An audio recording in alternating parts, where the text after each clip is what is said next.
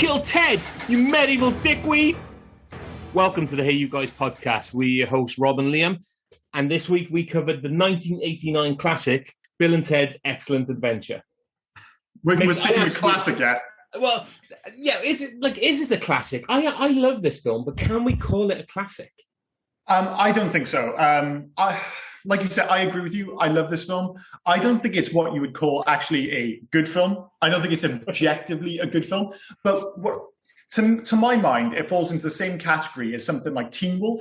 It's actually better than Teen Wolf, but it falls into that same category as that it's got this ludicrous high concept. It really should have been straight to video dross. But because obviously the direction's fine, whatever, but what really makes it is great casting and fantastic performances. Yeah. Like, you get beyond the high concept of all the time travel and, saving the universe and all that gubbins. But really what makes this work is Keanu Reeves and Alex Winters as Bill and Ted. That's why this has got such a long tail. That's why we've just had another sequel. That's why they tried to do animated shows, why there's comics and everything. Yes, the concept is a part of it, but the real thing that sells this film is Bill and Ted. It's in the name. This is one of the best films to go for when you say the word on-screen chemistry. 100%. 100%. Well, and their on-screen chemistry is fantastic. They are having so much fun together. And they are so lovable. Not likable. They are lovable. These two guys, I wouldn't find anyone. People may not like this film, yes, but you can say that you don't like this film because of those two guys. No. If you don't like the film, you don't like the film. And the thing is, if ever casting is always important. There's no two ways about it. But for this film in particular, because these two characters, they're very catchphrasey. The film is very much, it follows them. It's all about Bill and Ted. You're not cutting off to anyone else. It's all them all the time. And if you got the casting wrong, if the actors weren't inherently likable, this could be an absolute nightmare of a film. You only need to look at the short-lived live-action TV show where, they get the guy who plays Ted actually isn't too bad, but the guy who plays Bill, it just doesn't feel right. It feels forced. That's one of the biggest things because, again, I know it's a vocabulary of the time, but it still feels like a vocabulary unique to them. And unless it feels natural coming from them, and I know that might sound weird coming from a Keanu Reeves performance, but it is one of those films like, the whole Arnie thing. Keanu might not be the greatest actor in the world, but in the right role, it just works. And if ever there was a film made for Keanu Reeves, it's this, man. Yeah, well, you can't, as you just said, you can't force a script that is basically just dude and excellent. Do you know, it's gonna sound forced. It's gonna sound fake as fuck. Unless you've got two people who are just really enjoying what they're doing and just they understand I guess the parody of where they are. They're meant to be two surf dudes or sound like two surf dudes who've never seen a surfboard. I don't think they surf. No, but they sound like surf dudes who've never seen a surfboard. They also like the world's greatest rockers, and we'll get into the whole the rock thing and everything like that as we go on. But I was when I said the reason why I said surf dudes, I always like to think that Ted changed his name, went to university, became a quarterback, blew out his knee, went to FBI school, and became. Oh, yeah, I'd love to believe that this is the same guy from Point Break, 100%. And there's no two ways about it. Johnny Utah feels a little bit like grown-up Ted Theodore Logan. 100%. When he turns around and he in Point Break, and I know this isn't the Point Break podcast, but when he's talking to John C. McGinley and he's going, "Have you got anything to say? I can't believe you brought your surfboard." And he goes, "I caught my first wave today, dude." But that is the thing. When you're talking maybe the first 10, 15 years, I think he's kind of he's left that persona behind as he's got older. And I think he's become more respected and he's definitely become a better actor. There's no ways about that. We'll get to that in Legacy, but that's why the third film felt a bit forced. But we'll get to that in Legacy. Yeah, totally. But the thing is, just about any film that Keanu's in for the next 10 years after this, it kind of feels like Ted Theodore Logan. It's Bram Stoker's Dracula feels like convincingly that Ted Theodore Logan has used the time machine to go back to Victorian England, as trying to pass him off as an English gentleman, and has got involved with Dracula somehow. Yeah. Like there's even in Bram Stoker's Dracula, there is a hint of the Ted Theodore Logan about his performance. You know, it's just, you can't shift it. It's there in Speed as well. And it's not until maybe you get to kind of like maybe the late 90s in The Matrix that he finally shifts it. And even then you feel like it's under the surface. But as I said, like, he's got his shtick, there's no two ways about it, but I love Keanu Reeves. And obviously we haven't seen as much of Alex Winters since, but as a duo, I mean, the writer, I literally wrote down in one of my notes, Alex Winter and Keanu Reeves is one of the most likable cinematic double acts of all time, or certainly of my lifetime. And when I was I was like, well, there's Riggs Murtaugh, maybe Jules and Vincent from Pulp Fiction, obviously C-3PO and R2, Red and Andy, perhaps, from Shawshank, Doc and Marty, Cheech and Chong. And I'm like, I'm not saying it's the top of that list, but they belong in that list. They're in that kind of like, whatever number you want to put them in is up to you. But that kind of top 5, top 20 screen double acts of my lifetime, like they're on that list. I mean, you could go as far as say, so if you want to say iconic duos, they are an iconic duo, and they would be somebody that you would, they would be a pair that you would mention in the list. Like you said, Riggs and Murtaugh, John McClane and Al. Yeah, well, even to this day, I think if you like just in the middle of the street went to someone vaguely our age and just did like a random air guitar with a big dopey grin on your face, you'd be like, Bill and Ted. And like you said, going back and watching this film, it should be hard to watch, because if you go back, right, I was trying to think of like something comparative of its time, and the first thing that popped into my head is, and I'm sure it's a film you've seen, is Biodome. With Paul, yeah, I'm the only person bringing a Biodome on Earth today. But the one with Paulie Shaw and one of the Baldwin brothers, and that's very Stephen Bond. Thank you. That's very much of that kind of late '80s, early '90s dude vibe kind of thing. And if you go back and watch that, it's like pulling nails. It's a horrible watch. I mean, you can enjoy it in a kind of ironic way, but it's not good. And the point is, it feels forced. And okay, Bill and Ted's a better movie, but the reason you can watch it today and it's still so enjoyable is that duo for sure. And with Bill and Ted, okay, they're not teenagers, and like they're at least in their 20s or whatever it is. And you can appreciate that, but they look younger. But when you look at Paulie Shaw and Stephen Baldwin, who are meant to be playing teenagers, college students, those fucking dudes are 50th a day. Do you know what I mean? Yeah, well, that is the thing. And again, I think even if you remove the age thing, is that you buy them as these characters. Like, you don't think, like, when I'm watching, especially Stephen Baldwin, you're like, well, he's just acting this part. Whereas in this, I buy Keanu Reeves and Alex Winters as his character. Like, I know they're not like that. Although, well, maybe Keanu is a little bit.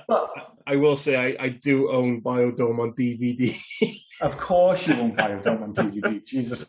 In fairness, I've seen Biodome more times than I care to admit, but I will say that I haven't. The last time I saw it was probably about 15, 20 years ago. And for me, it was for Joey Lauren Adams. Big fan of her when I was a kid.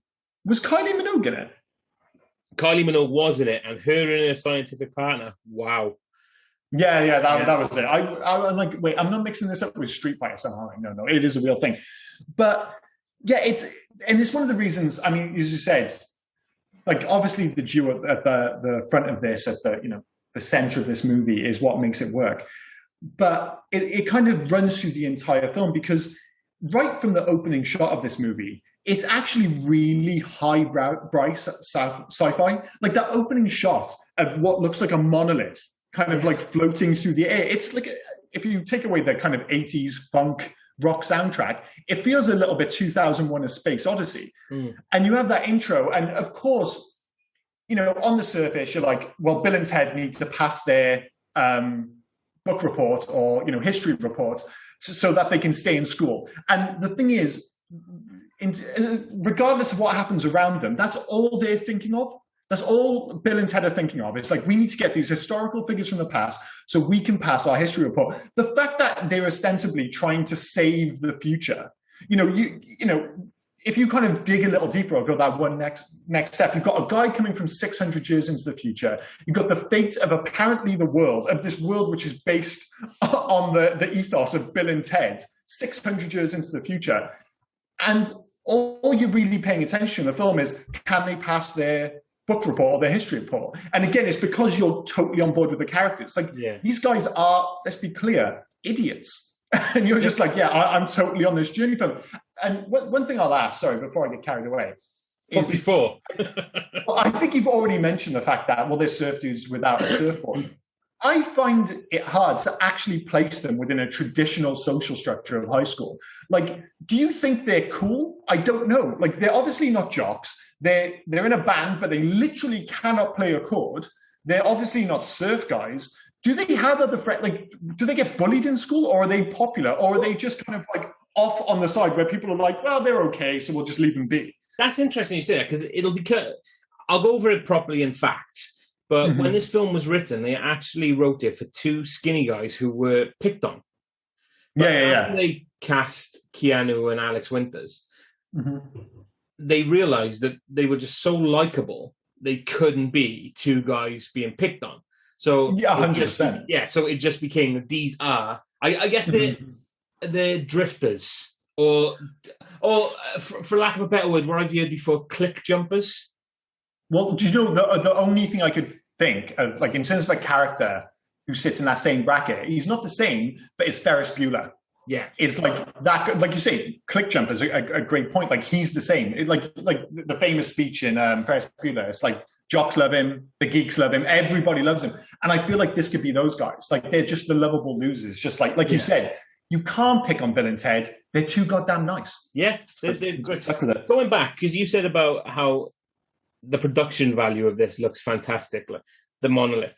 It's a film as well where you would think that they wouldn't care a lot about like continuity, but there was a couple of questions I had in there, and I thought, my God, they've acted like what? Okay, I don't know how they filmed it, like in what order or stuff, but at the beginning of the film, when they're in Circle K and they meet themselves, and I've never actually thought about it until now, but I had to double check. And the aerial on the phone booth from the guys that come back is actually repaired. If you had the pause, it's actually repaired. And I love that, the fact that the continuity is spot on. Is there? No, it is. And it's like I said, I think I already mentioned the fact that if you dig, scratch under the surface, there's some pretty heady sci-fi concepts there.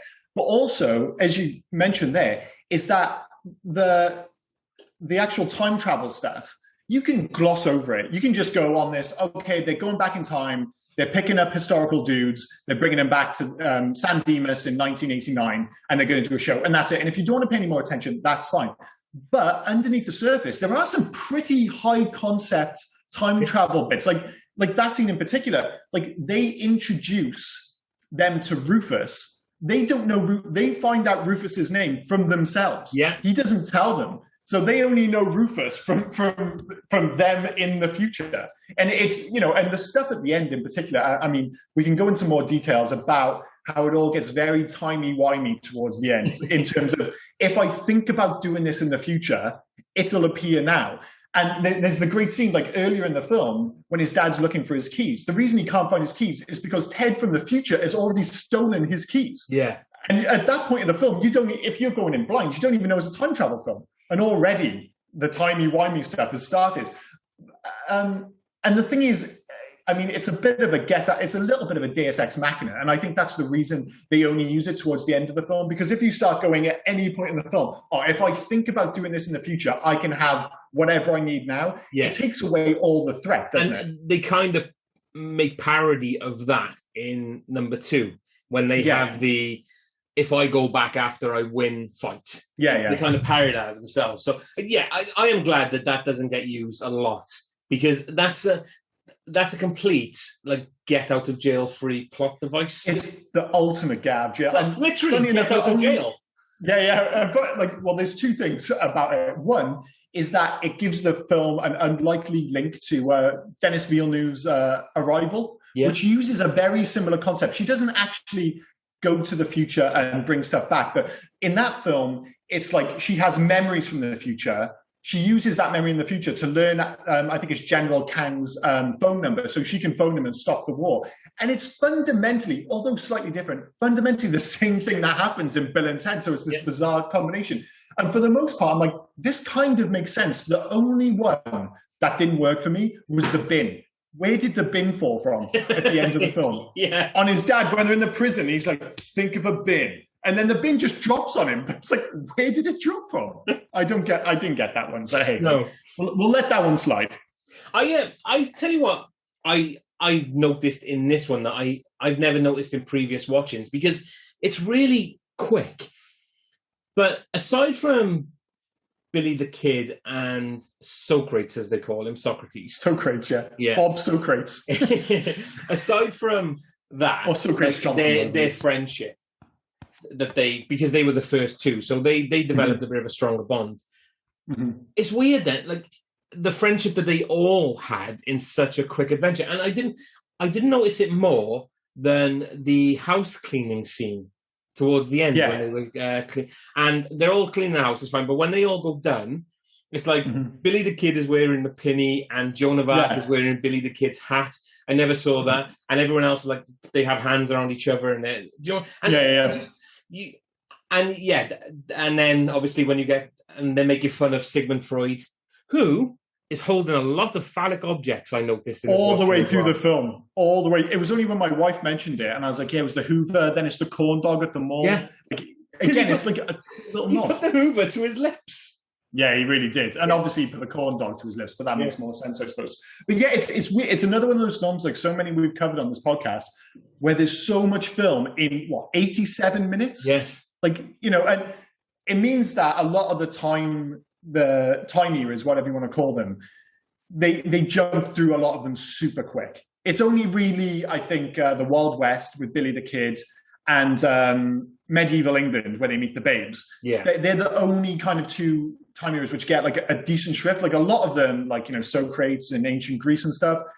Actually, I'm saying Socrates now. They're in and out so quick. And again, like, are we just willing to accept, because they seem to go there with the idea, oh, we'll just go to ancient Greece, and almost immediately they find Socrates Johnson, and I'm like, do we have to just go with the idea that the time booth or phone machine, whatever you want to call it, like, not only knows to go to that time, but knows to go directly to an important figure, because they keep coming across all these. I think it's in the phone book, isn't it? Like they dialed for Socrates. Oh, they dial for Socrates. It's not the time zone. They actually dial for the, because isn't it like all the people that they end up picking up are all on the whiteboard at the start of the film? Yes, I believe so. Yeah. So it's all Billy the Kid. That's where they got it from extra credit, because they said, okay, because they were given time periods, and I think it was Wild West, the ancient philosophers, and a couple of others, and they went, right, we can do extra credit. So they went, like they grabbed Bob Genghis Khan. Bob Genghis, that's the one. Yeah, I love that name. The only one, and it's a strange part of the film for a film which has got so much going on in such a small amount of time, is the fact that I guess Napoleon, they did legitimately catch him by accident, because he got blown. Like, they didn't try to grab him; they just went to see him in Austria, didn't they? The bit with the very clearly canned footage of a war, which I assume they didn't film for Bill and Ted's Excellent Adventure, but that leads to a whole side story, which is both bizarre, not very flattering for Napoleon, but like, it feels like you can't go and make fun of like just any country and any of their leaders. But as is always the case, you can totally go after the French. Everyone's like, dude, fuck the French. You can take the piss out of Napoleon and the French. Of course you can. But they kind of redeemed France at the same time with Joan of Arc. Yeah. They had a bit. They said, we're going to just take the piss out of you over here, but we're going to pick you up over this one. So don't worry too much about it. But that second plot twist, or not plot twist, but plot point with Napoleon, the fact that he's hanging out with 13, 14-year-olds for a start. Totally non-plus 13 and 14-year-olds, I might add. Like, his brother doesn't seem to care about the fact that it's Napoleon. And two, seems completely, again, nonplussed by the fact that his brother's traveling through time. He's just like, yeah, whatever. I'll just kind of get on with this, I suppose. I have a feeling his brother's a psycho anyway. Because again, another thing that I never noticed until this showing is when Napoleon's lying on what I'm assuming is Dylan's bed, but maybe Ted's room. I'm not too sure. Yeah. And you look up, and he's looking up, and he sees the three over him. But if you look directly between them, you see the lampshade with a creepy-ass fucking doll in the lampshade. Looking down. So every time I'm saying Dylan because I think he's a psycho. Every time he wakes up, he's just eye to eye with a doll that's staring at him, like he's happy to go to sleep with something staring at him. It feels weird to me. I'm going to go with Dylan then, because like you said, Dylan, the way he reacts to everything makes me think that, I could buy into him as being a psycho. Like, I don't want to believe Ted's a psycho. Like, he's just too nice a guy.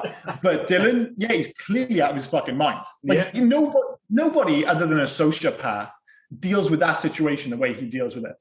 It's just like, he doesn't even bother like suggesting that he changes clothes. Like, just go out dressed like Napoleon. We'll go and fucking play bowling. And we'll go to, have ice cream. Like, what the hell's going on here? Or even as a typical dick younger brother in an 80s film or any film, going to tell his dad. Yeah, it doesn't even do that. Takes him to a water park instead. He's Dylan's a fucking lunatic. Ziggy. It's like you say, there's anything more undignified. It's the Ziggy Piggy bit for sure. But I'm not.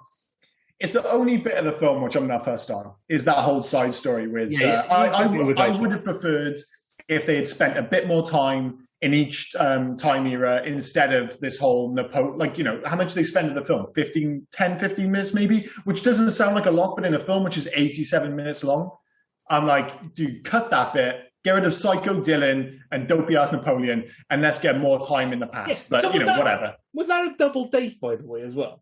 Because it was Napoleon, Dylan, and two girls. So was that a double thing? Yeah, well, this is what happens when you have a goddamn psycho planning your day. It's like, listen, you're here. You're only 5 foot 4, so I'm going to assume you're 13. We'll get a double date hooked up. We'll go to the water park. We'll go bowling, and we'll go for some ice cream. And if you guys hook up, whatever. She likes French guys, so we'll just see how this goes. This is how mental Dylan is. Yeah. All right, we're spending far too much time talking about Dylan being an absolute lunatic, but.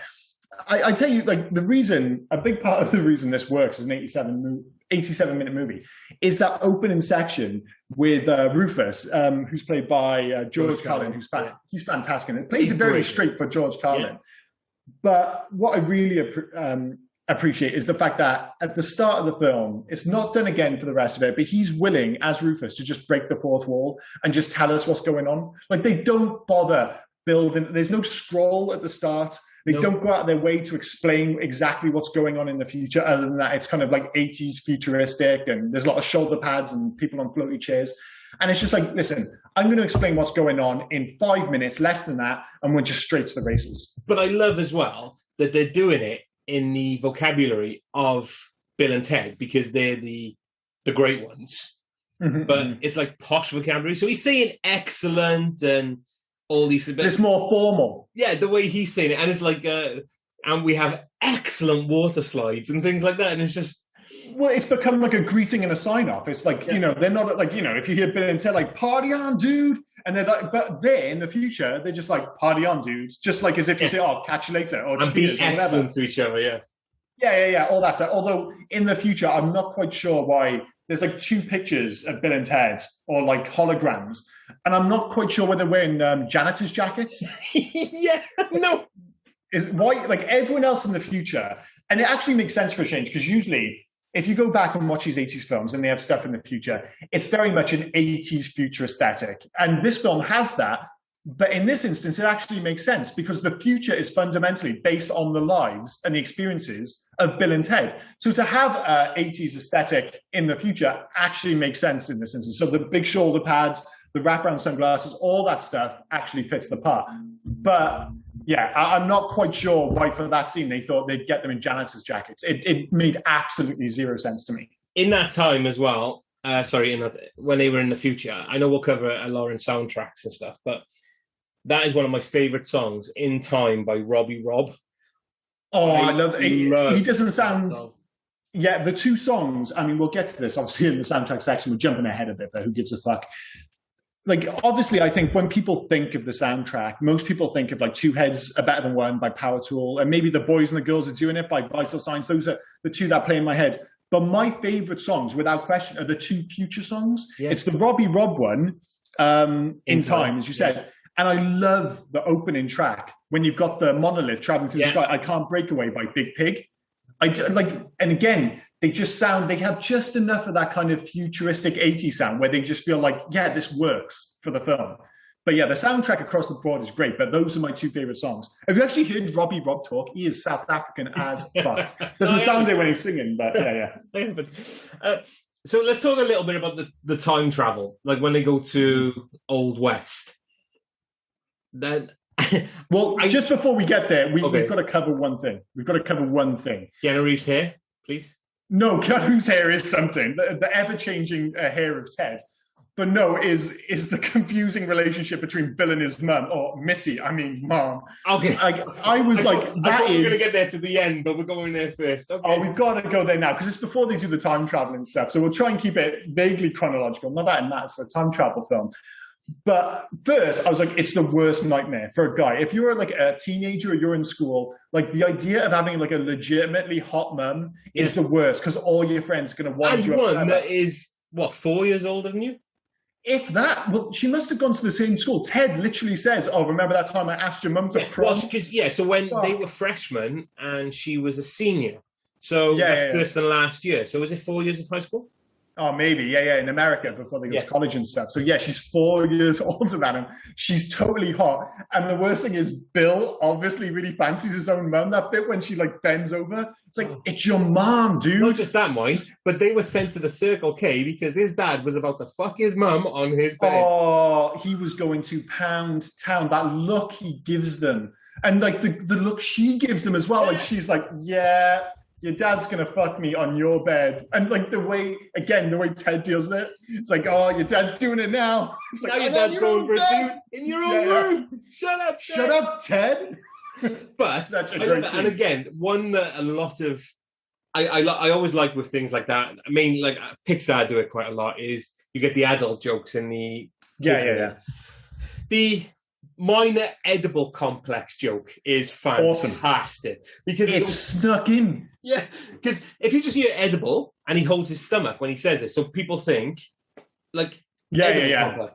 But the fact they're talking to Sigmund Freud, who came up with the Oedipus thing, and it switches then to the hot mum looking at the history teacher going, "I had no idea." That's I have a edible complex. All I want to do is fuck my mum.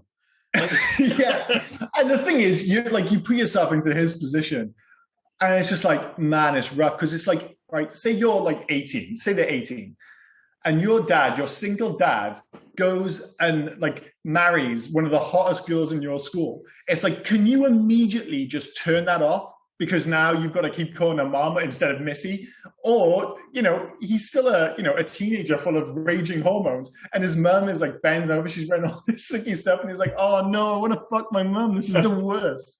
Oh my, like everything about that is messed up, man. I was just like, of all the situations to find yourself in. But like you said, I had unbelievably never noticed that line about the Oedipus complex right at the end of the film. Never noticed it until this time. Crazy. It's because he says edible, and I actually Googled it, because I always thought it was, as you said, Oedipus.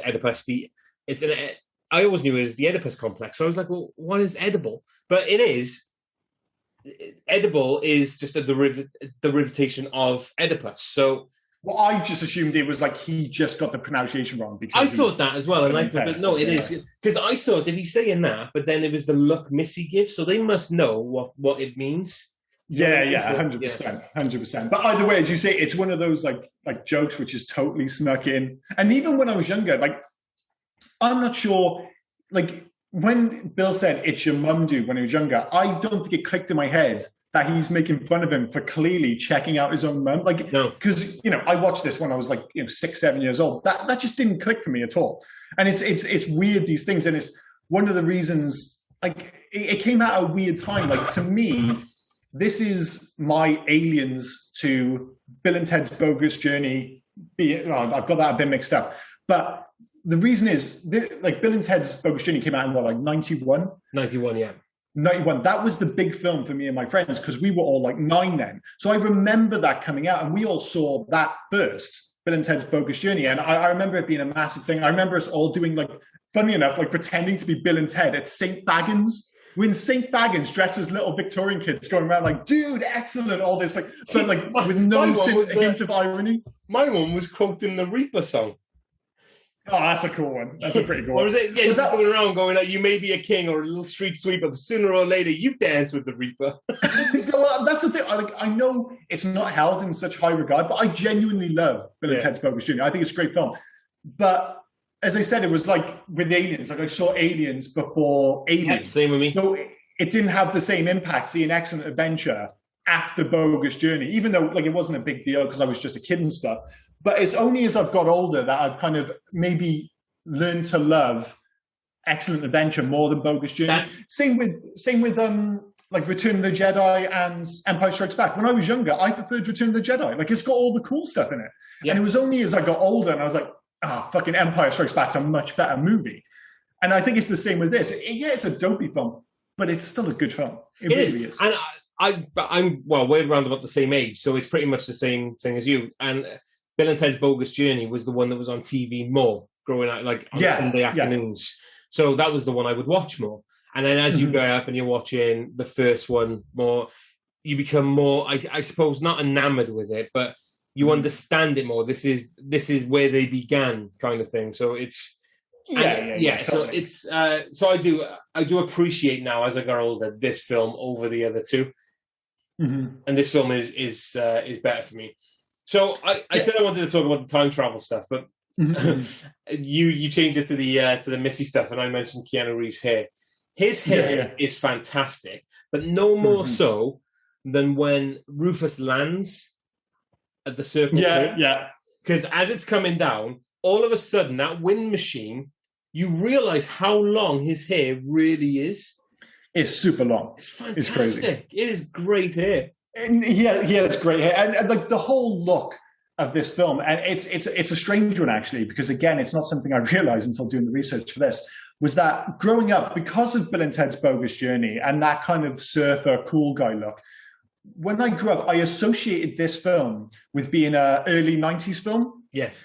And it's only when you watch it again, not only is it like, because, like Do the Right Thing's 89, and the world doesn't travel in perfect decades, with Star and stuff.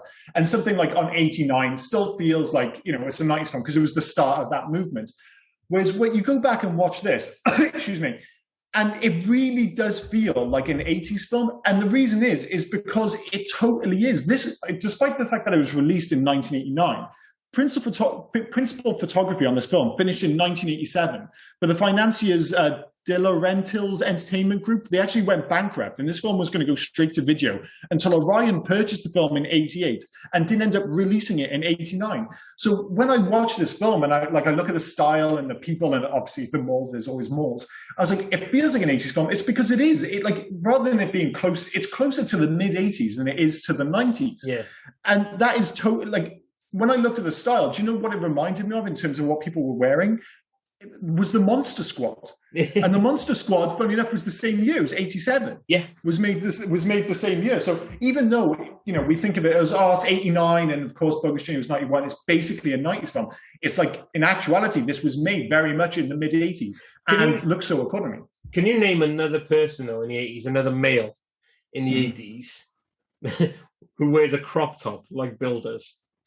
Well, that is the one, because I was saying this to Beth, I was like, other than maybe 50s Americana with like the jeans and the rolled up sleeves and stuff, I was like, I'd make a case for the late 80s, early 90s kind of like surfer rock look being one of the most timeless. Like, for the most part, you look at the stuff they're wearing, especially at the moment with fashion coming back around, you're like, you could wear that stuff now if you're younger and you totally pull it off.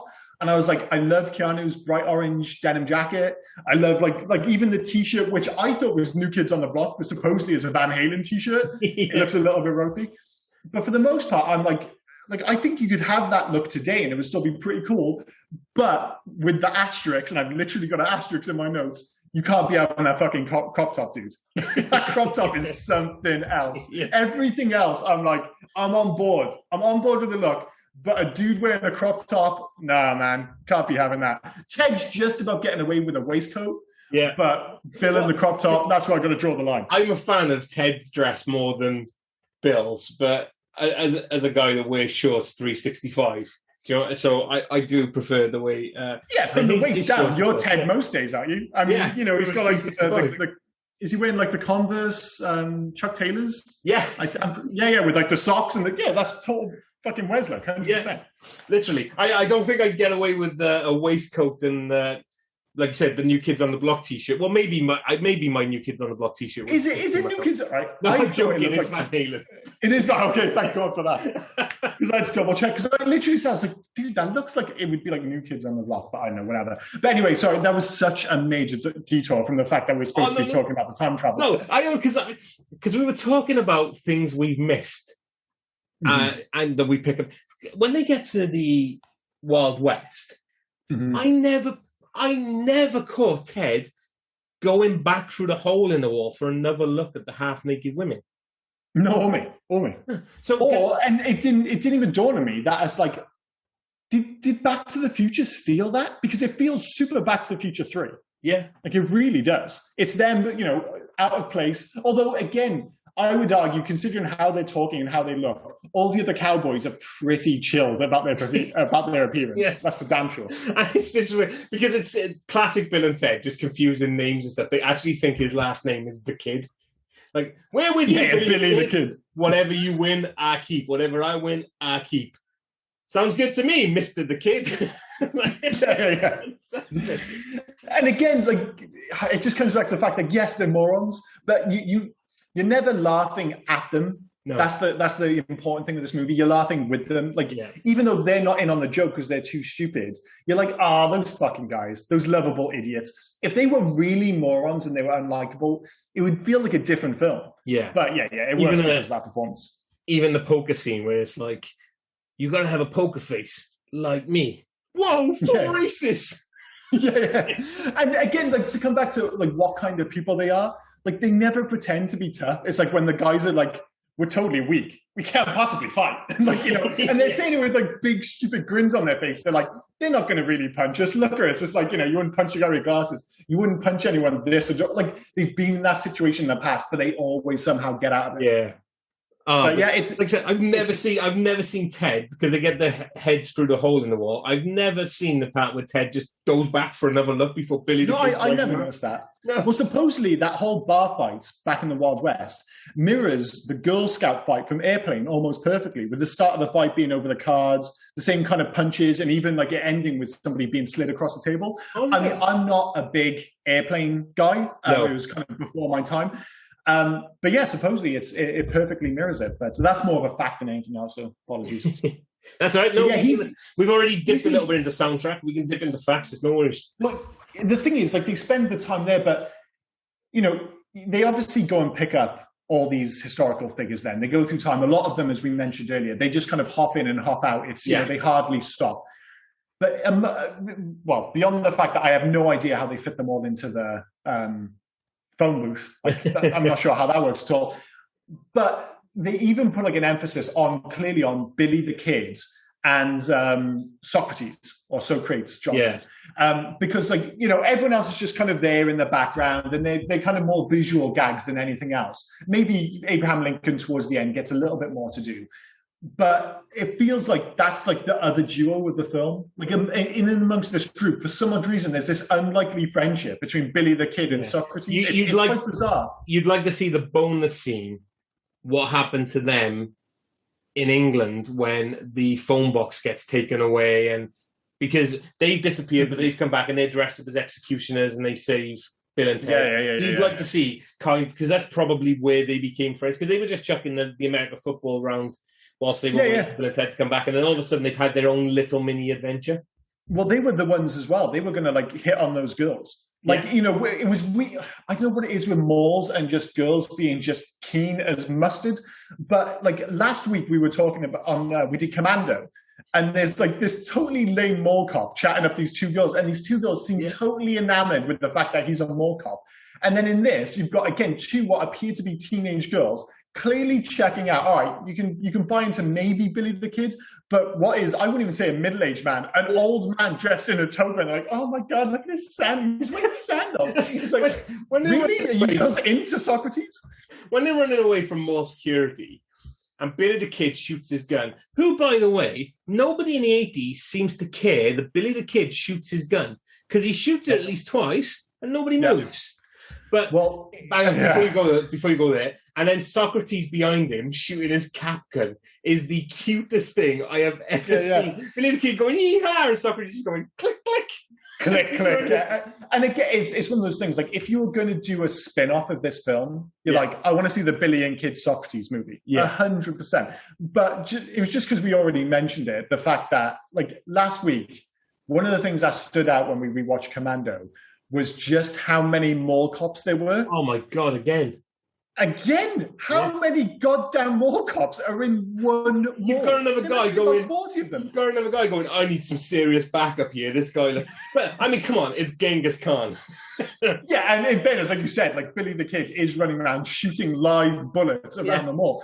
But I'm like, do they just have at any given time 20 mall staff, like cops, armed cops on staff at any one time? It's insane. But it does make for a fun scene, in fairness. Like Billy the Kid's great in it, but I do feel for him.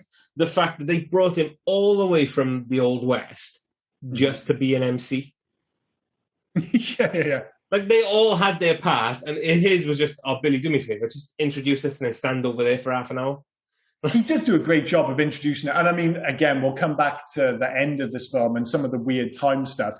Let's deal with it now, right? So all the way through, it's quite odd because they have a time machine and they're going through time to pick up all these dudes. But oddly, they always seem to be in a rush. And then there's the whole thing with Ted where he's like, remember to wind your watch. Who the fuck needs to wind? Has he got like an old-timey watch? Is that what they're implying? I couldn't figure that out. So that's all weird.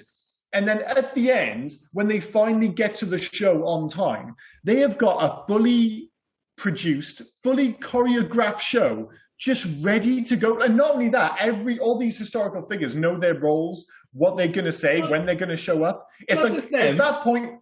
Sorry, not just them, mind, but Bill and Ted, now know it's Socrates. They now know where everyone has been and what they have done through their journey in the malls, let alone like, and they're going, like, they didn't even know, they thought Joan of Arc was Noah's wife for a start. But then, and she led this guy to be a king before she was 16 or 17 years of age. She totally rousted France. She did all this.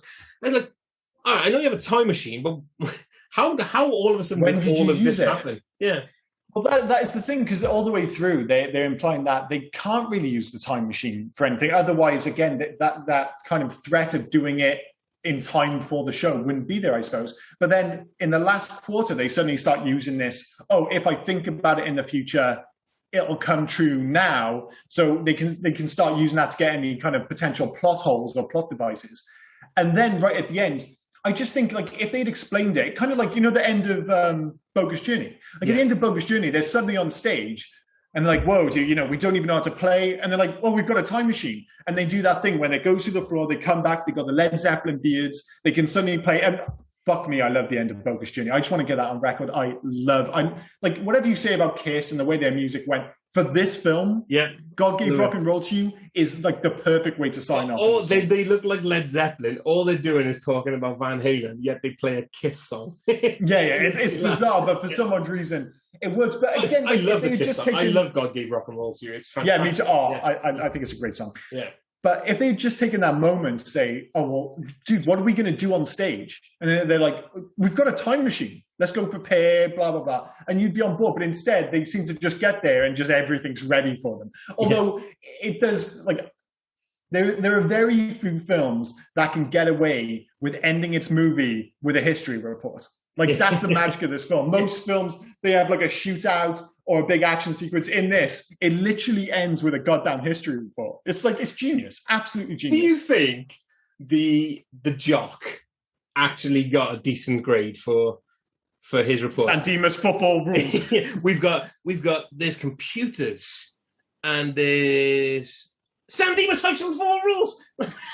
Yeah, and everyone just cheers. They're like, oh well, everyone cheered. We've got to give this guy at least a. I reckon he got like a B minus. You said about like they had time to set up everything. Where the fuck did they get ice cream to give to everyone else?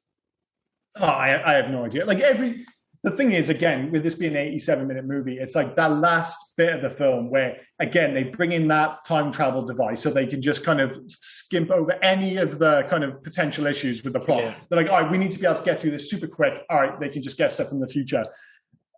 And they just straight into, like, again, if you stop and think about it, maybe it doesn't make sense. But there's, like you said, like, as we're talking about it, there's always an excuse. You can go, oh, well, they probably did this, but they just didn't explain it. Yeah. I just don't feel like there's any actual, and again, I might just be being an idiot here. I'm not sure if there are any actual plot holes in this film. For a time travel movie, for a high concept sci-fi about to like India to kind of play music, I thought about it afterwards. I'm like, this film holds together.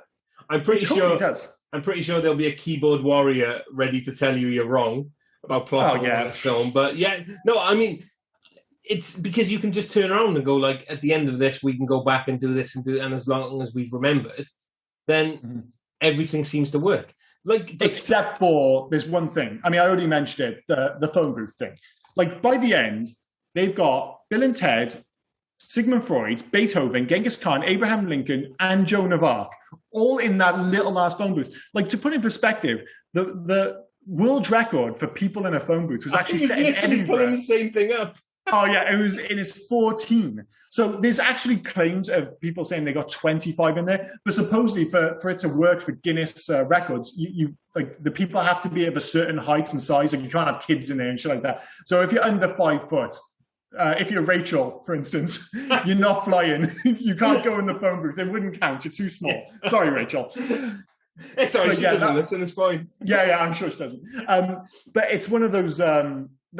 It's just bizarre. The only 2 things in the film which didn't make sense to me were the phone booth and, let's be honest, the armor thing. When Ted fell out of his armor, that made zero sense. Was perfect at the bottom of the stairs.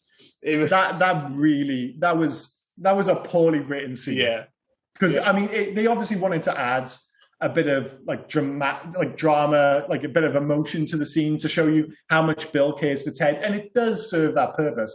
But all you can think is like, what, he magically fell out of his armor and the armor stayed intact and no one saw it? He fell out as he was rolling down the stairs. So wouldn't Bill have seen him in the stair? Like, it's too much to think about. Like, and what is the armor made out of?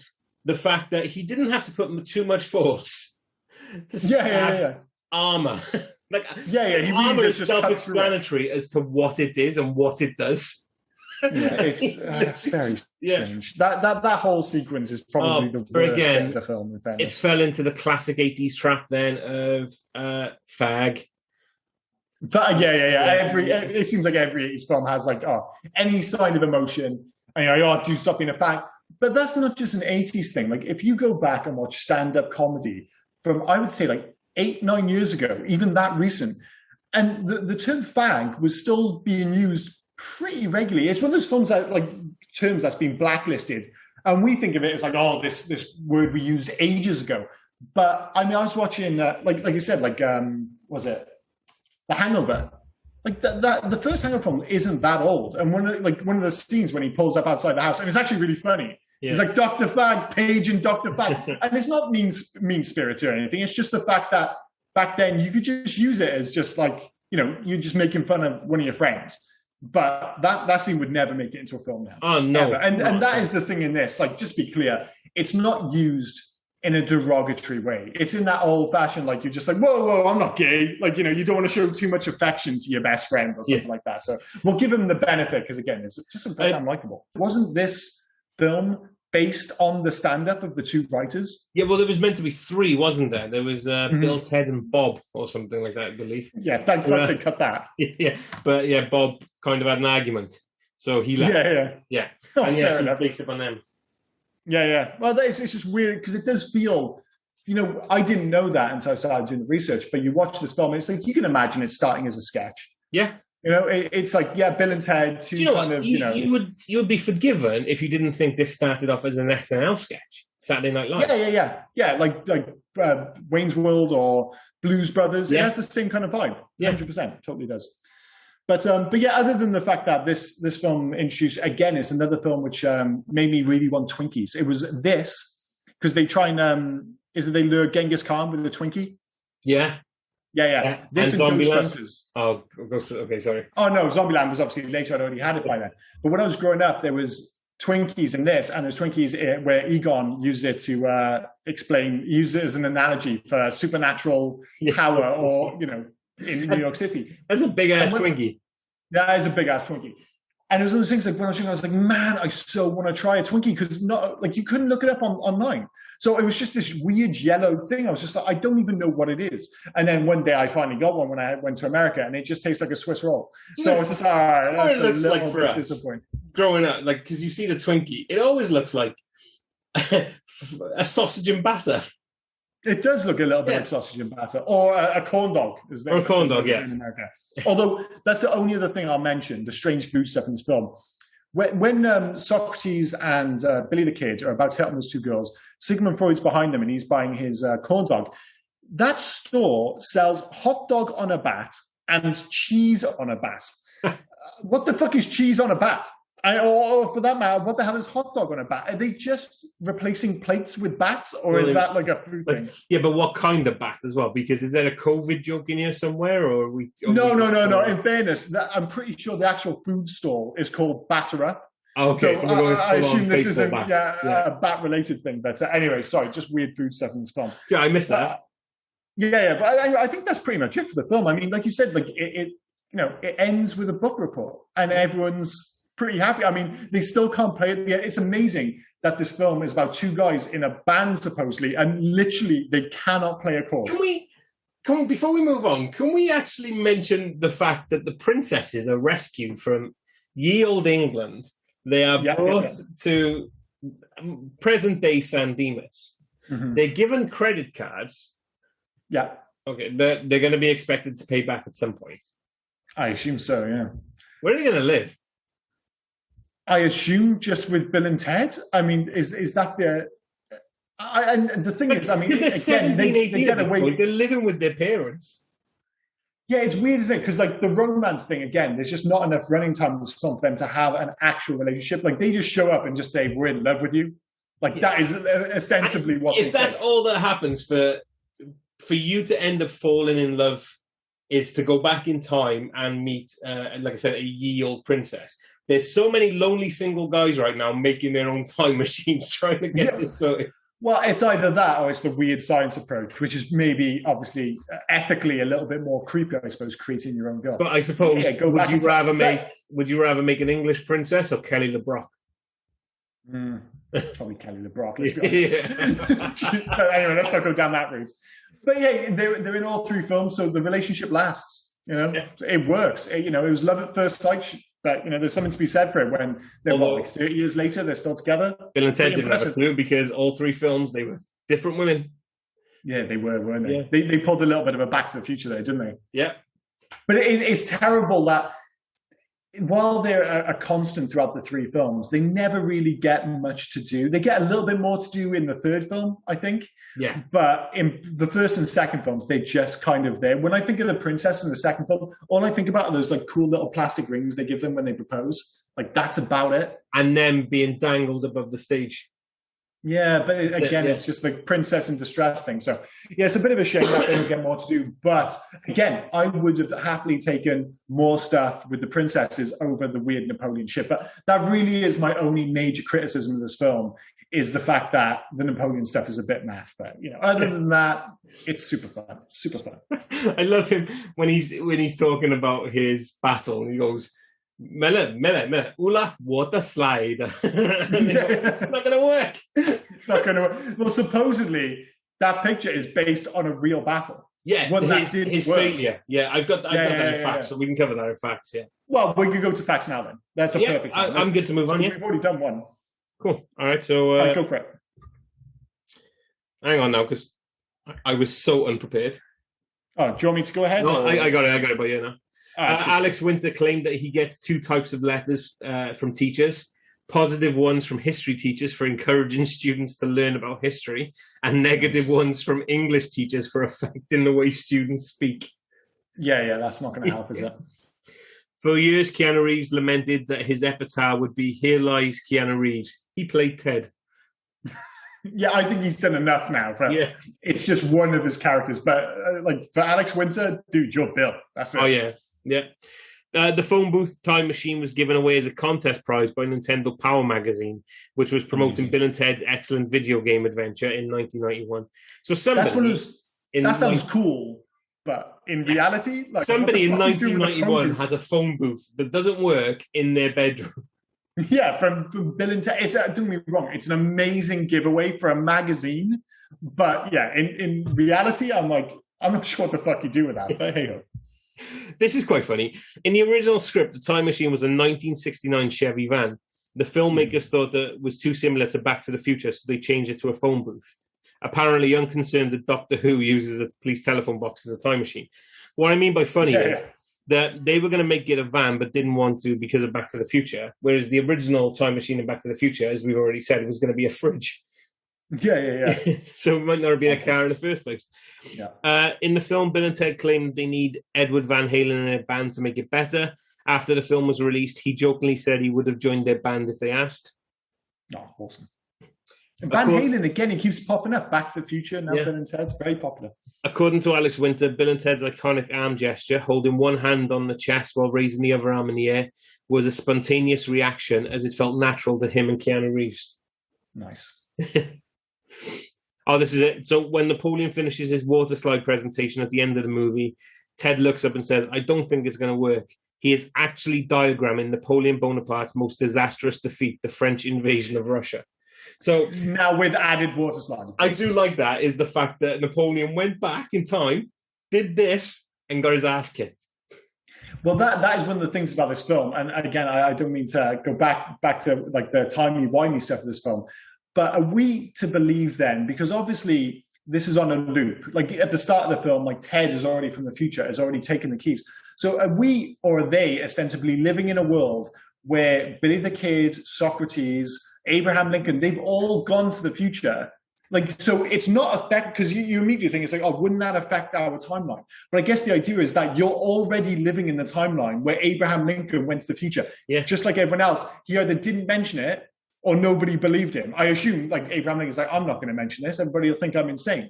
So supposedly, I guess we're bound to the idea that we are already living in the timeline, in the world, where Billy the Kid, Socrates, all these people went to San Dimas in 1988. If you want to be a bit, helped with a book report. If you want to be a bit more highbrow, that might be why Lincoln came back and decided to abolish slavery. It could be. Yeah. So Bill and Ted essentially helped to end slavery, yeah?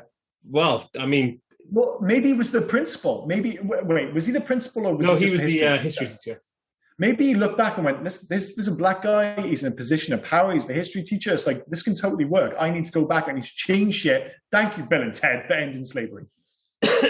You never know. And on that note, please, on to the next fact. Originally, the plot was to have Bill and Ted visit and accidentally cause all of history's greatest tragedies, including the sinking of the Titanic and the crash of the Hindenburg. Now, as much as I love this film, that would be quite interesting to see, just them going back in time and just destroying shit. Well, it's one of these things, I actually think it would work. The problem is, this would work great as a TV show, 100%. The premise is fantastic. But the other problem is, you literally cannot have it without Keanu Reeves and Alex Winters. You can't recast them. You just can't do it. They did it, and it just didn't work, and it wouldn't work. So yeah. It's kind of like Dumb and Dumber or whatever the fuck it is. Trying to recast them. Well, no. Dumb and Dumber, they did them when they were younger, didn't they? Oh, sorry. Dumb and Dumberer was it? Dumb and Dumber, yeah. So, and again, even though they weren't actually bad approximations, the magic's gone, isn't it? And it'd be the same issue with this. So, hey-ho. Characters say dude 70 times and excellent 30 times. I actually thought excellent might have been more, but fair enough. Yeah, I would have thought that. So in a 1991 interview, Ed Solomon said the characters of Bill and Ted were originally envisioned as 14-year-old skinny guys with low-rider bell-bottoms and heavy metal T-shirts who were despised by the popular kids at school. Casting Keanu Reeves and Alex Winter changed the filmmakers' images of the characters. Once you cast Alex and Keanu, who look like pretty cool guys, that was hard to believe. Yeah. No, that is the thing. That's why I think they fit in that, as you say, click. I'd never heard that term before. Click jumping or whatever it was. Yeah. Well, which sounds a little bit. Yeah. Like it totally makes sense for those guys. Like they're a little bit too in their own world to really get involved with anyone else, but they're too nice and too cool to really be kind of picked on or to be outcast. So yeah, it makes sense. According to Alex Winter, filming in the phone booth was so unpleasant that he and Keanu nicknamed it the Death Box. Nice. The centermost future dude was played by Clarence Clemens, who was the saxophone player for Bruce Springsteen's E Street Band during their heyday. He is best remembered for his solo on the song Born to Run. As you know on this podcast, we love a saxophone player. We love and there's something about him, man. He looks like a saxophonist. Like, as soon as you said that, I was just like, yep, he looks like he plays saxophone, 100%. Keanu Reeves was 22 and Winter was 21 when they filmed this. Pretty, like I said, they were early 20s yet. And they switched roles, didn't they? Because Alex Winter auditioned for Ted and Keanu Reeves auditioned for Bill. No, they got that right. Yeah. Totally got that right. We would miss out on Keanu just whoa all the time. Like he nails the whoa bit. What else have I got here? In the original outline for the movie, Rufus was a 28-year-old high school sophomore who befriended Bill and Ted. There was also a character named John the Surf, whom Bill and Ted picked up in medieval England. John the Surf. Okay. John the Surf. SERF. Oh, yeah. I was thinking SURF. Yeah, that makes loads more sense. That's me done. All right, cool. Well, the only ones I've got are in regards to the now infamous, I've never watched it, but supposedly this film has a super famous German dub. And one of the scenes, the scene outside the Circle K, where like, if you're us, what number are we thinking of? 69, dude. Supposedly, in the German dub, they ask, what celebrity am I thinking of? And they say Arnold Schwarzenegger, dudes, which is bizarre. But supposedly the German dub has a total cult status in Germany, and supposedly is credited for coining the terms Hoshi, and apparently, if I'm absolutely murdering the pronunciation, which means dude, and this is going to be even worse, Genattenstark, which means excellent. So they were actually created in German for this film, but they're now part of popular culture or like the lexicon, whatever you want to call it. And one of the other things in the German dub is, rather than be excellent to each other, which I think is a great term, and one of the reasons it's so much fun to go back to watch this film is just the positivity of the characters and the message. It could be seen as being quite cheesy, but I think the world could do with like a little bit of like just almost mindless positivity. And I love the messaging behind it. But instead of be excellent to each other, they say colorful and excellent is the being, which feels a little bit more existential and potentially highbrow. But yeah, that was it. Supposedly the German dub of this film is supposed to be the shit, and especially in Germany is absolutely really famous. So nice. I'm gonna have to check that out one day. But next, so Legacy next. Obviously, this has got a bit of everything. It comes back to the idea that the concept and the characters are just so inherently likable. So there's a Bill and Ted serial. There's comic books. Actually, DC did the first movie tie-in, and Marvel did the second. It's kind of like moving from Liverpool to Everton. I can't imagine many kind of franchises going from DC to Marvel. There was a musical in 1998. There was a cartoon, like all these fucking films from the 80s had, where Alex Winter and Keanu Reeves actually reprised their roles. Yeah, so I was going to say, what was interesting with that is they reprised their roles for the first season, but then weren't asked to come back for the second season. I think it was to save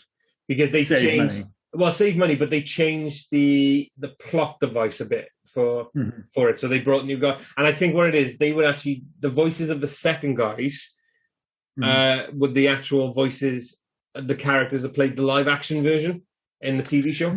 Yeah, that ran for 7 episodes. And actually, the guy who played Ted, Christopher Kennedy, if you go back and watch the clips, the actual film itself, the show itself is really bad. It's terrible. I have YouTubed it, yeah. It is worth YouTubing just to watch a few minutes of it. But the one thing that stands out is Christopher Kennedy as Ted. He's actually pretty good. Like he gets the mannerisms and he sounds the part. So he's the kind of one where you're like, if they brought him in for the animated show, you're like, yeah, you could probably just about put it off. But that is all it is. It is a brief curio. Go back, watch 5-10 minutes of the TV show, see his performance, and you'll be like, oh, dude, that actually sounds quite a lot like Keanu. And then you'll quickly realize it's horrendous and you don't need to see anymore. But yeah, the only other thing I've got in terms of legacy was this show in any way the inspiration for Quantum Leap? Because Quantum Leap is almost like a highbrow equivalent. I know he kind of goes into people's bodies, but it's a guy traveling through time. And I mean, Al is surely a take on Rufus. Obviously, Al has Ziggy with the phone thing, but that feels like a take on Rufus, 100%, even has a slightly similar look. So in terms of direct legacy, I can't help but think that Quantum Leap was at least partly inspired by this, especially as it only came, I think, a year later. But yeah, obviously, the biggest part of the legacy are the sequels. I mean, we've already mentioned Bogus Journey, which I think for most of us thought was the end of the Bill and Ted franchise because it didn't do as well as they hoped, despite the fact that it's actually a really fun movie. But yeah, recently, Bill and Ted Face the Music, which I actually think is the interesting one because, I don't know, man, I feel like there's a lot of different opinions on that film out there. Well, the fact it's, 79 minutes long? Like we thought Bill and Ted's Excellent Adventure was quick. Jesus Christ. It does. Yeah. It's I don't know, it's typical fare these days to make a film, sequel, revisit, whatever you want to call it, for a film that was 30 years old. Mm-hmm. It's not going to work. Don't get me wrong, I had fun with it. Yeah, same here. It's just it's like I said, they were natural back in 87 filming this. Yeah. It feels really forced now. It does. And one of the things, and I was trying to figure out why the plot maybe didn't work in quite the same way. And I think it's true of Bogus Journey as well to a certain extent. But it's definitely with Face the Music is the fact that obviously with them being older and stuff, is that they're all too aware of what's going on in the future. And of course, a big part of it is that a lot of the film cuts to the future where things to fall into pieces. Whereas I think the reason that Excellent Adventure works so well is that, yeah, you're kind of vaguely aware that stuff is going on and that what they're doing is important, but it never really matters to the plot. Like you can just kind of ignore the fact that there's all this stuff with the world 600 years in the future and the importance of them becoming this band. Really, all you're paying attention to is the idea is like, well, they just need to pass their report so that Ted doesn't need to go to military school in Alaska. Whereas Bill and Ted's Face the Music, it feels like they're trying to link it all together. It feels more forced. It loses that airiness. And of course, it's just a little bit more tragic. Like when you see them at that age, they're fun, they're likable. But when you see them and they're in their like late 40s, early 50s, it's just not as fun. It's just not. Because Excellent Adventure and Bogus Journey had it that this was your beginning of the band. And it's not the band it's not the fact that they saved the world. It's the fact that they united the world, aliens, and everyone became united, and it all became because of the music. But what they're saying about Face the Music is the fact that, no, you actually write a song that saves the world being destroyed. Like, that was never mentioned. They kind of shoehorn in something else. It doesn't seem to work. And they try and give you a sense of danger where it's not really, I mean, it's dangerous for the people in the future in Excellent Adventure. Like, if they go, we're not going to have our utopia. Yeah. But for them, if they get split up, they just get split up. One goes to military academy. It's not like the world's going to explode. No, they just get on with their lives. It's just not the lives they want. Face the Music was trying to add drama where I don't think drama was needed for this type of film. Yeah, well, the problem was as well is that, and the reason I think of Bill and Ted, like Face the Music, to me feels like Terminator 3 to like after Terminator 2. It's like Bill and Ted's Bogus Journey, whatever you might say about it, and we've already mentioned the fact that we both love the ending, is the fact that it literally ties a bow on everything. Like it cuts away, like they make the perfect song, the world is united, it shows all those clips of them going to Mars and stuff like that. And it's like, yeah, it's a silly ending, but it's the perfect ending for Bill and Ted. And then, you know, to make the third one work, you've got to undo what happens in the second one. And it's the same problem. Like, I actually think there's some good stuff, say, in Terminator 3, but the whole film is predicated on the idea that it undoes the stuff that happened in the far superior second film. Yeah. And then it ends up just rehashing what's already happened before, just not as well. So, like you said, I agree with you. It's an okay film. It's, again, the positivity, the fact that I still like Keanu Reeves and Alex Winter makes it watchable, but that's about it. Like, I don't think it's anywhere near the first two films. Unlike the Terminator films, where 3 and everything else feels like a cash-in on Terminator 1 and 2, Face the Music doesn't feel like a cash in. It just feels like that they wanted to revisit characters that they loved. Yeah. But they've just done it wrong, in my opinion. But yeah, it's not the worst. It's not the worst. I mean, most sequels of this ilk, it could have ended up being goddamn Zoolander 2 or something like that, like real car crash stuff. Like, Face the Music isn't a car crash. It just feels a bit needless. Like, you just like, while I was happy, I'm like, oh, like everyone else, you willed it to be good because like, I want to see Alex Winter and Keanu Reeves reprise their roles. I want to see the Reaper back.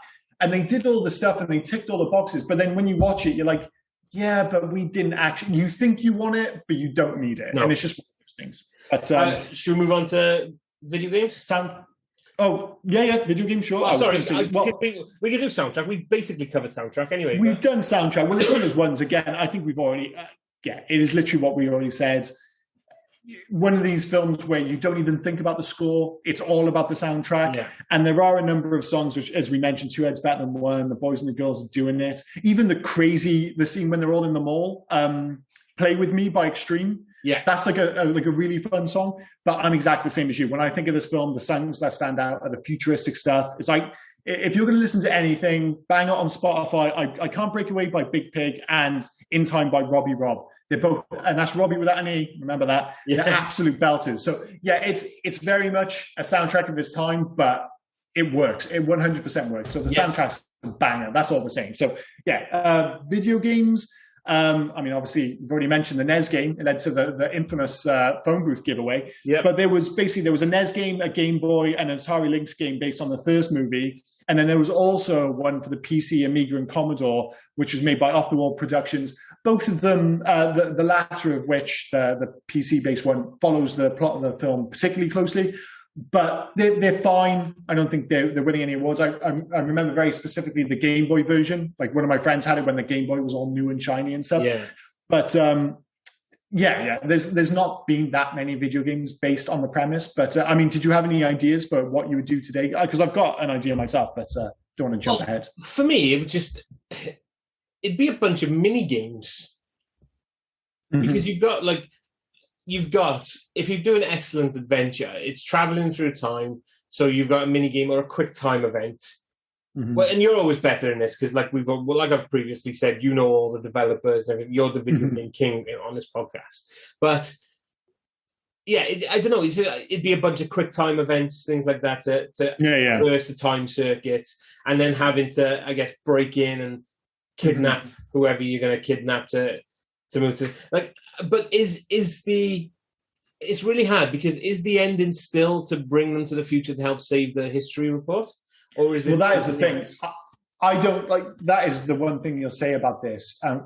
One of the reasons maybe you could, we said before, you can't have this film, show, video game, whatever, without Alex Winter and Keanu Reeves. So hopefully, if they can kind of modulate their voices a bit, you could potentially have them back for a TV show or specifically a video game. So what I thought was, and again, this might be a bit of a deep cut, but Eternal Darkness was made by Silicon Knights. They're a company, they aren't around anymore. They made a game called Too Human, which bombed. By the way, Too Human, I'm sure most people listening have no idea what that is. I fucking love that game. I don't know what the big deal was. But Eternal Darkness essentially had you traveling through time to different time eras. And that was a more horror-based game. So you remove the horror, essentially, and you have maybe more based on puzzles and dialogue options and stuff like that to find out, where your quote-unquote target is. You've got to get your historical figure for your book report or whatever they need it for. You could change it around. It doesn't have to be a remake of Excellent Adventure. It just needs to be Bill and Ted need to go back in time for stuff, whatever. Yeah. The only thing I could think in terms of a mechanic was that if they go back in time, was almost like, like the Hitman style games, where you have like a level and then you've got to find your target and kill them. Yeah. But instead of find them, you've got to, as they say in the film, bag them. So you go back to ancient Greece and you've just got this level. So it would be in Athens, and in that level is Socrates. But of course, you're dressed like dudes from the 90s. So you've got to almost stealth your way around the level, or the different option would be to use dialogue options to make your way around without getting arrested or killed or whatever, to eventually get to your target Socrates, get them back to the phone booth, and then eventually, the finale would be like a big book report kind of thing. But essentially, it would just be you traveling to different time zones, Australia and Canada, different eras of time to collect your quote-unquote target. So I was thinking a combination between Silicon Knights, Eternal Darkness, and maybe something like Hitman. I like that because, the latest Hitmans are like episodic as well. Yeah, totally. Yeah, exactly. So kind of like do the same thing. So, no, that's actually really good. I'm jumping on your bandwagon. Forget my mini-game thing. Make it a Hitman version. We're making a Hitman version. We're combining it with Silicon Knights style Eternal Darkness. As long as Keanu Reeves can have a barcode on the back of his head, then I'm in. Yeah, 100%. 100%. Yeah. All right, well, that's the answer then. So I think that's it for Bill and Ted. I guess it's just left to what we're doing next week. Nope, you've actually done what I did. You've jumped the gun. We need to rate it, and would we recommend? Oh, my God. We're taking turns to fuck up the end. This is unbelievable. Okay, rating. You go first, please. Jesus Christ. So I would recommend this to others because I always have a fun time with this, and it's easy. It's easy watching. You don't have to think too much about it. If you start thinking too much about the time travel thing, you either go down the route that you've gone down, which is there are no plot holes, or you go down the other route, like I said, with Keyboard Warriors, where it's just going to cause infinite time variance and all this crap and things like that. Yeah. So, but it's just easy watching. It's fun. It's fun to watch these two guys just like each other. Do you know? Yes. Yeah, it's fantastic. So I would recommend it to others. But again, as we've already said, heart over head, I love this film, but is it a great film? And as we said already at the beginning, is it a classic? And I think we've done this quite a few lately, but it's a 3-star again for me. Yeah, I've kind of gone back and forth on this a bit. Yeah. Sorry? I've gone back and forth a bit because I was the same. I was like, it's not a 5-star film. That goes without saying. I was like, is it a 3-star or 4-star? I was like, I think it's a 3-star film, but there's a lot of 5-star performances. Yes. So then I've kind of gone into the middle and said, all right, head and heart, I'm going to let them both win. And I'm going to go with 4 stars. I thought you were going to go middle 3.5. I was no, I don't play that shit. So obviously, I agree with you. I would 100% encourage other people to watch it because I think it stands up. I think it's a really fun movie, as you already said. And in terms of rating, yeah, it's a 3-star film with a 5-star cast, so it's a 4-star experience. So I'm going to go with 4 stars. I'm going to stick with it. Oh, nice. Yeah, well, I mean, 3-star, 4-star, as we've both already said many times, it's a great film. And if you haven't watched it, why are you listening to this podcast? Exactly. Please go ahead and rewatch this film because it's a great film. I really, just to be clear, like obviously a big part of us doing this podcast is us going back and rewatching these films. And there are a bunch of films which I've seen a million times, and it's always nice to go back and watch them. It's like Back to the Future. Like I know that's a 5-star film. And of course, going back, it's always fun to watch Back to the Future. Whereas this was like a pleasant surprise because I actually haven't seen this for a long time. Yeah. And I was a little concerned about how I'd feel about it. But then like within 10 minutes, I was like, no, I still love this film. And it's one of those films where, yeah, it's not the best film, but it's a super fun watch, and that's all that really matters. So, and that's what I like about this podcast is not the fact that we confer about what film is next week. It's like your choice or my choice. Do you know? Yeah. Your choice could be a film that you've watched hundreds of times, I've watched once or never watched, and vice versa. So it's really interesting that it's never going to be films that we both geeked out together over. That it's always going to be this film is great, this film is fantastic.